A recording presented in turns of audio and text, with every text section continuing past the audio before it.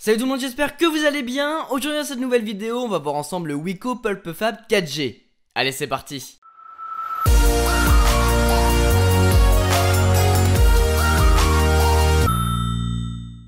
Côté design, ce PulpFab est plutôt pas mal. Il est entièrement fait en plastique bien sûr, avec une coque au dos rouge pour ma part, mais elle existe aussi en blanc, en noir, en marron et en bleu.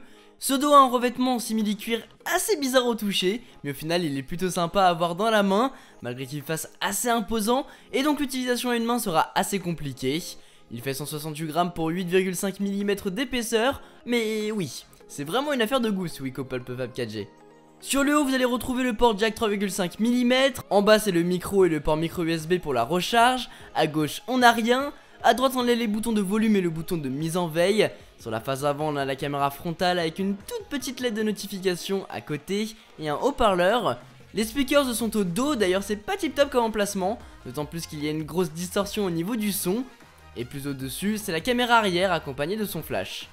La coque rouge dont je vous parlais il y a quelques instants est amovible via la petite encoche sur le bas. Et lorsqu'on retire le tout on a accès à l'emplacement pour les deux cartes micro SIM et le port micro SD pour étendre le stockage de votre appareil. Sans oublier la batterie qui pourra donc être enlevée et changée si vous le souhaitez. Pour ce qui est de son écran, le PulpFab possède une dalle IPS HD de 5,5 pouces de diagonale avec une résolution de 1280 par 720 pixels. La qualité est correcte, rien de bien extraordinaire, mais ça suffira pour naviguer sur internet, faire un petit peu de gaming et regarder des vidéos de temps en temps. J'avoue que l'écran est de mon point de vue l'un des points les plus importants sur un smartphone, parce que c'est lui qui reflète en quelque sorte la qualité du smartphone, tout comme ses performances, mais du coup, il m'a un petit peu déçu de ce côté-là, mais attendez de voir son prix. Du coup pour ses performances, il possède un Snapdragon 410 cadencé à 1,2 GHz, une puce graphique Adreno 306 et 2 Go de mémoire vive. Il a 16 Go de mémoire interne sans compter l'extension par carte micro SD, et comme son nom l'indique, il est compatible avec les bornes 4G. Il tourne sous Android 5.1. Lollipop avec la surcouche maison de chez Wiko qui est Wiko UI. On reconnaît bien là l'interface avec des grosses applications rondes et colorées. Ils ont revu 2-3 trucs mais ça a peu de choses près du stock Android et ça c'est cool. Par exemple dans le saut de notification c'est bien Android pur, tout comme dans les réglages. Là où ça me déplaît c'est au niveau du design des applications, je suis très pointilleux de ce côté là, mais sinon cette configuration offre une fluidité très correcte à l'ensemble du système. Vous n'aurez pas l'impression de manipuler une fusée, mais il reste possible de passer d'une application à une autre sans ralentissement notable, et les petits jeux tournent correctement. Côté benchmark du coup, il démontre ce que je viens de vous dire avec des scores corrects pour des utilisations de tous les jours. Geekbench 3 monte un score de 444 en simple core et 1290 en multicore. Untuntu quant à lui annonce un score de 23 360. Il y a beaucoup mieux sur le marché des smartphones, comme le LG G5 ou le Nexus 6P, mais c'est clairement pas le même prix, parce que pour environ 160 €, c'est franchement raisonnable. Côté photo et vidéo, l'appareil de chez Wiko possède une caméra frontale de 5 mégapixels capable de filmer en Full HD 1080p et ça c'est cool. Et en plus la qualité est au rendez-vous, franchement il m'a épaté, la luminosité est là, les détails sont présents, franchement chapeau. Pour la qualité vidéo c'est pas très fluide mais c'est correct. Pour ce qui est de la qualité vidéo de la caméra avant, j'espère que ça sera fluide et j'espère qu'on m'entendra et que ça sera pas décalé au montage. Parce qu'avec les téléphones de cette gamme là, il y a une tendance, le fait que tout est décalé, donc du coup j'espère que ça sera bon. En tout cas la qualité, en tout cas sur l'image ça a l'air plutôt correct. Donc à voir si ça continue comme ça. Mais en tout cas bon point pour cette caméra pour l'instant. Contrairement à la caméra frontale, les vidéos au dos sont bien meilleures. C'est fluide, un peu lisse, mais franchement j'apprécie. Pour ce qui est de la qualité vidéo de la caméra arrière, voyez par vous-même de ce que ça donne. J'espère qu'on aura un bon rendu. Je pense que oui, là en plus j'ai une bonne lumière qui m'éclaire. Donc ça devrait être correct. Maintenant à voir au montage et encore une fois j'espère qu'il n'y aura pas de décalage. Normalement sur les caméras arrière il n'y en a pas, mais on sait jamais. Donc dites-moi dans les commentaires ce que vous en pensez.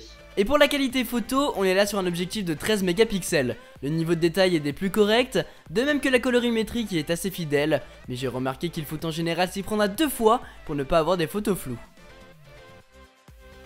L'application en elle-même est simple, on a les options principales, pas de fioritures, et en plus du mode auto, on a le mode professionnel, qui permet de contrôler manuellement quelques options comme la netteté, l'ISO, la balance des blancs, l'exposition, la saturation des couleurs, et j'en passe.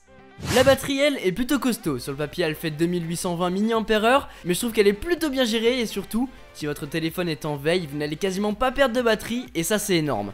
Du coup, le soir, vous vous endormez à 38% sans recharger votre Wiko PulpFab et le lendemain vous déverrouillez à 35%. C'est pas beau ça? Par contre, si vous faites tourner des gros jeux, la batterie va flamber. Du coup, comptez environ 1 jour et demi d'utilisation pour une utilisation normale. Finalement, pour ce qui est des fonctionnalités, on en a quelques-unes intéressantes, comme les Smart Gestures, qui vont vous permettre de faire des actions via des gestes, comme décrocher le téléphone en le mettant à l'oreille, ou le mettre en mode silencieux en le retournant.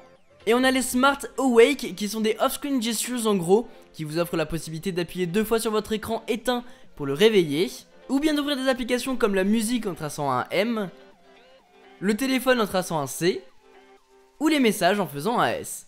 Seul petit bémol, c'est que ces gestes ne concernent que 5 applications prédéfinies, le téléphone, l'appareil photo, etc. et qu'il n'est pas possible d'en rajouter ou de les personnaliser. Au final, pour un prix étant de 160 € environ, il est difficile de ne pas vous recommander le Wiko Pulp Fab 4G.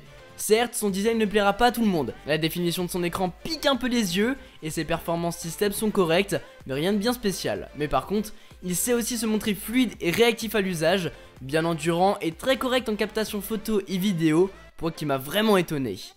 Après, dans la même gamme de prix, vous allez aussi retrouver le Xiaomi Redmi Note 3 ou le Meizu Metal. D'ailleurs, j'ai fait un review sur ces deux produits si ça vous intéresse. Donc au final, il faudra comparer ces 3 appareils pour vous décider, sachant que le Pulp Fab 4G est le moins exotique des 3. Mais si vous avez un budget de moins de 200 €, vous pouvez clairement partir sur ce smartphone. Voilà les amis, ce que je peux vous dire sur le Wiko Pulp Fab 4G. J'espère que cette vidéo vous a plu. S'il vous intéresse, vous retrouverez tous les liens dont vous aurez besoin dans la description. Sur ce, c'était Quentin, passez tous une très bonne journée. Tchou.